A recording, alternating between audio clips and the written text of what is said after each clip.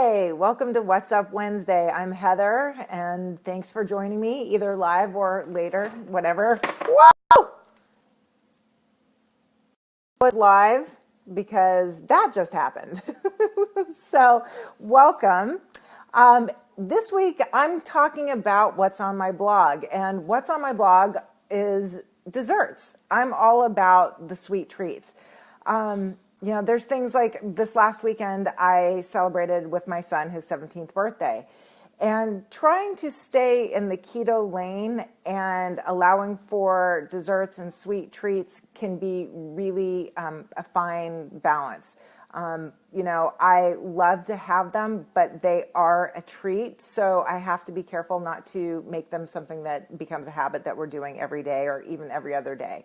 But like this weekend, so my 17-year-old was wanting, he loves cheesecake. So I found a couple of different recipes, and then based off of those created these cheesecake bites. And they were phenomenal. They were so, so good. Totally keto, totally low carb, sugar-free, amazing. Hi, Taryn. Thanks for joining. They were amazing. And what was really cool about it was I put a couple of different toppings on each little one. So they became these like mini cheesecakes. I sliced up a strawberry into fourths and put like a quarter on each little cheesecake bite. That seemed to be the family favorite. I also have Lily's dark chocolate chips that I absolutely love. They're sugar-free. And so I did some with the chocolate chips on them. And that was really good. But what was even better was the chocolate chips with the strawberry on top of the cheesecake. And that was like crazy good. And then there was also like some raspberry. I put a raspberry in one, or just plain. The best part about this, 5 ingredients. If you haven't been over to the blog on itstartswiththefood.com, today I've got the recipe for those cheesecake bites, along with my keto cups. Those are 2 really great desserts. I don't, again, like to rely too heavily on desserts, but I know that there's definitely a need for them. I know there's some people that are lucky enough to not have been born with that sweet gene that need for, something sweet. Those people tend to really crave more crunchy or salty things, and good on them. I've got plenty of things that will satisfy their need for that. But for a majority of the people, sugar and sugar substitutes seem to be the thing that we crave the most. And, we eat dinner, and a lot of us are, kind of pre-wired to want desserts. So what do you do when you're in this situation? Well, you find alternatives because you become desperate. So you out of desperation is born innovation and invention, and this is one of those things that was really a home run. As a matter of fact, I've got the family asking me when I'm planning on making those again, and I'm not in any hurry to do it, and I'll tell you why. I really love them. I really, really love them. But what I noticed is that I had a hard time controlling how many I had. And I also noticed things like my body was swelling up, and I was gassy, and so it wasn't settling so well with me. So I know I can have some, but this is one of those things that I wouldn't have very often. It would definitely be for a special occasion, like a birthday or holidays or family get-togethers, things like that. So those are just, I would not have every other day or even every week. But now the keto cups, which I do have also on the blog, are fat bombs. And so they're really just like coconut oil, a little bit of almond butter, a little bit of coconut butter, some cashew butter. There's a couple different things in there. But those are all things that you can eat every day. And those fat bombs are really important in helping you boost your metabolism. Most of us aren't getting enough fat in our diet, and it's really hard to get the amount of fat that we need just based off of eating things like avocado, and you don't want to eat that much cheese or that much butter. That's because it's a lot. So a great way to get a big boost of that is through coconut oil. And these fat bombs are just that. You can't really eat too many of them because they're really rich. They'll fill you up. They work as a way to really satiate any kind of hunger that you might have. It'll allow for you to go longer without eating, and it'll also really stop that night eating. So if you eat dinner and then have one of these keto cups, that's really it. You'll be done. Like, you won't be feeling the need to go back into the kitchen and scrounge and look in the pantry and try to fill whatever void you need. It handles, it hits that sweet spot without doing too much. It fills you up and kind of quiets that sugar monster or that necessity for, eating more after dinner. So I have a lot of these recipes. Some I use more than others. Like I said, the cheesecake is just once in a while. There's pumpkin iced cookies that I have. I really love whipped cream. I love making my own whipped cream and using that in multiple things. Whipping my own cream, it's one of those things that you can have in the refrigerator. When you whip up a big batch. That's what I do. And then I might have it for the keto mug cake, which is fabulous. It takes 2 minutes to make in the microwave. So that's really good for that. Or if you just want, like, you're just craving maybe a handful of blueberries or a handful of raspberries, or you just want to stick your spoon in it and eat it like that, that's okay too. It's really hard to overeat the whipped cream, at least for me. I'm just really aware of being very full very quickly. But there is a place for desserts. However, I do caution you that the desserts should be, treats and special occasions, because if you're relying too much on that, you're probably missing all of the things that really fuel the body and fill you with that nutrition and well-being, like real foods, like vegetables, really good grass-fed beef, grass-fed pasture-raised chicken. You want some protein, not too heavy, but mostly like the vegetables and the fats and really having a variety in your diet. If you eat enough of that, you won't find, at least I have not found, that I'm nearly as inclined to want to indulge in sweet and treats and things like that if I'm really paying attention to eating well during the day. I'm hitting that, like maybe I'll have avocado with some grass-fed cheese and some olive oil. Maybe I've had some MCT oil, which, for those of you that don't know, MCT oil is coconut oil on steroids.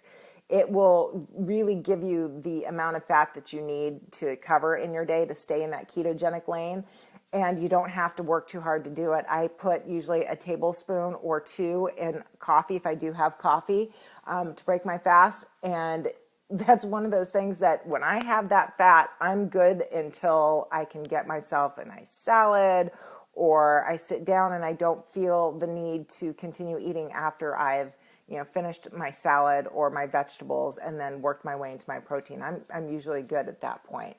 But if you're paying attention to all those other things, then treats won't necessarily play as big of a role. But I know just from firsthand experience how tough that can be, especially if you go off the ketogenic rails and you do vacation eating, or you just get kind of lazy and sloppy like I did. And you'll start to rely on or look for more desserts, or worse, you've gone completely off the rails and now you're starting all over and you're detoxing, or you're really kind of fighting with those inner demons. Make something. That's the time to break out those keto desserts. Those are kind of a way of survival mode. For some of us, it's a survival mode to get through those first 2 weeks to get back on track. It'll keep you maybe from getting that ice cream or having one of the kids' cookies, or whatever your trigger is. You're less likely to do it if you've got some stuff in your arsenal that you can pull out and you can rely on when you're going through those sugar detoxes. I will tell you also, there's some things that can help the sugar withdrawals besides having ketogenic desserts around. Things like peppermint oil, or anything peppermint. I like peppermint tea. I also have a peppermint oil that I diffuse. Those are two really good things because they help fight sugar cravings. So for those that might be having a rough go of it, putting some in some coconut oil and then rubbing it on, I'll rub it on my wrists and smell it if I'm having one of those moments. And the last couple weeks have been rough. Being sick. I want comfort food, and there's nothing really comforting about kale. at least in my opinion. I'd much rather have cheesecake bites or, some kind of, I don't know, the mug cake, which I really, really love, versus, so having the ability to have some of those, I think is a necessary evil for sure. And I don't even want to say evil, but my biggest point here is be aware of who you are, what the things that you're going to want to have as you're kind of trying to get back on track. If it's chocolate stuff, make sure you've got, the ability to make the keto cups to help that fat burning. It'll also help you get into ketosis much quicker. If you've got those fat bombs. What I did notice when I ate the cheesecake bites, good news is that I wasn't hungry. 3 cheesecake bites really kind of filled me up. And I did notice that I was in the darkest ketosis possible the next morning. So I was deep, deep in ketosis, even though I had what, would have seemed like a dessert to anybody else. The other thing that I found this weekend, I was looking for a gluten-free cupcake alternative. There's been some that I've used in the past for birthday cakes, because I did the cheesecake bites, but I was also then wanting to do something for the actual day when my son had some friends over and make it so it was healthier than what maybe they would normally have, but not so that they were disgusted. Like I actually wanted them to eat it, and I wanted my son to enjoy them. And I used to have this go-to gluten-free mix, but it had a lot of sugar in it and had a lot of things that I am not a fan of. There were probably 25 ingredients in it. Even with those, I still made my own sugar-free icing, which is fabulous. I mean, like you could just eat that. That's the other thing. I mean, whipped cream and icing, having those on hand, that's just stick a spoon and go.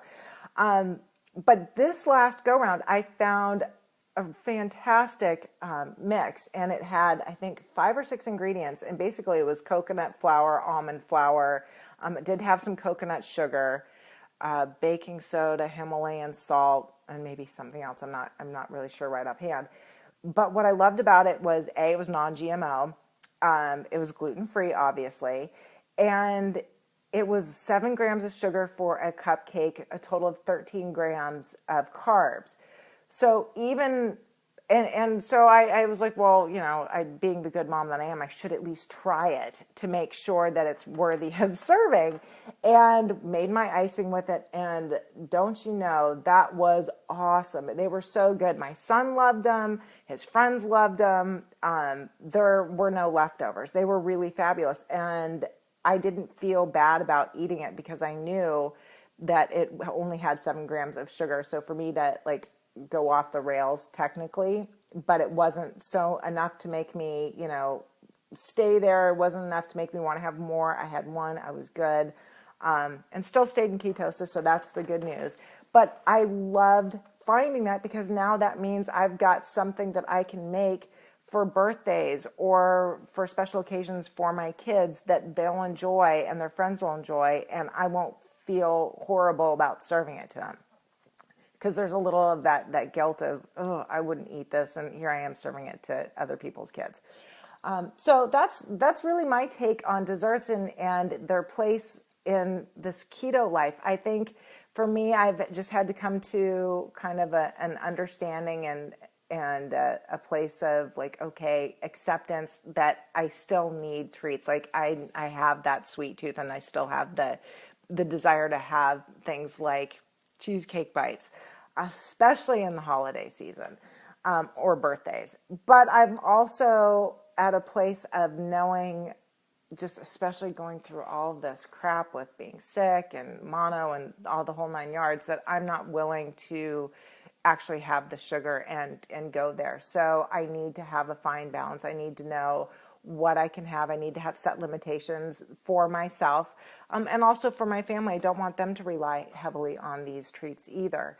I think that that's a fine balance for me, and maybe I'm sure everybody is different with that, but some people are all about the treats and the nutrition, as long as they're losing weight or whatever, that's great. For me, ketogenic is not just the weight loss. It's so much more. And the health really just moved to number one over everything else once I lost it again. Then I was like, oh, yeah, I remembered this sick. I remembered this depression. I remember feeling like a spectator in my life. And the weight loss is great, but it's the health side. And the health comes with making really good choices during the day of lots of veggies, lots of greens, lots of cruciferous vegetables, lots of really good quality fats, and the desserts just being that icing on the proverbial cake. So that's my take on it. Right now, I'm in the process of putting some mini keto guides together. One of them is going to be on my top 10 dessert recipes that I absolutely love. And they'll be starred of the ones that you could have every day. Like there's actually some that you can have every day, like the keto cups, and others that you really should just kind of reserve for special occasions, holidays, birthdays, family get-togethers, things like that. And I'm also, with your feedback, I just posted yesterday a survey. I've got multiple guides in the works, and I want to hear from you. I want to hear, what can I create that would be helpful to you as you are experimenting and going through this ketogenic journey and that we're kind of experiencing together. What are the things that would be helpful to you? Are desserts important to you? Would you rather have a going out and surviving in the real world eating ketogenic guide? Would you rather have what to do to get back on track when you've gone off the ketogenic rails? They're all there. I urge you to get on Facebook and vote and tell me what you want. What are the things that would help? And if I haven't listed something and you're really struggling with it, I'm sure you're not the only one. So put it in there and at least put it out there, and I can possibly start working on it. Or more likely than not, I probably already have all that information and the years of research and all of the content that I've written over the last 2 years. So please use your voice and vote. This is probably the most important vote that you'll have at least this month. The other thing too is I've had people asking me about my membership. They saw, me talk about the different recipes that my clients got this month on their monthly meal plan. Every month I send out on the first Monday of every month, I send out to my clients and the members a monthly meal plan with 10 meals with a shopping list all included, and it's usually at least one, if not two, new recipes each month. And that takes the brain damage out of trying to figure out what you're going to eat. Hi, Scott. Nice of you to join me.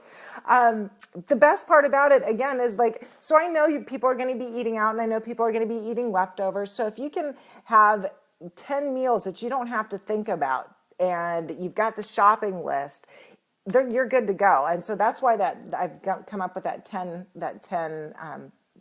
number. That's really kind of the sweet spot for most people. But people have asked me, what's this membership you speak of?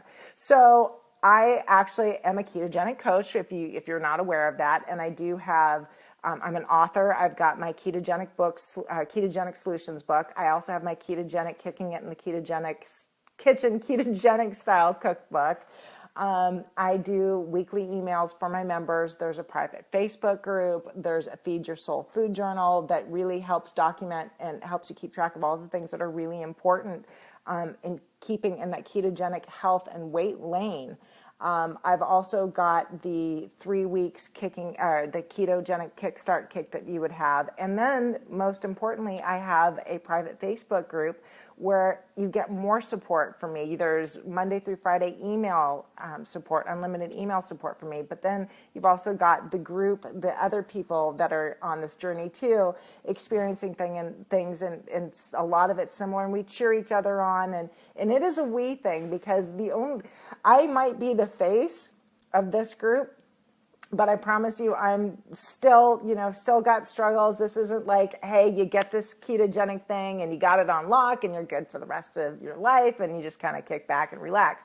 No, this is like an everyday thing. This is a real world. This is the real struggles. This is the real deal of, getting in there, falling off, getting back up again. So as much as I support everybody else, I also receive support. So there's this fabulous thing called membership and all of the perks that come with it.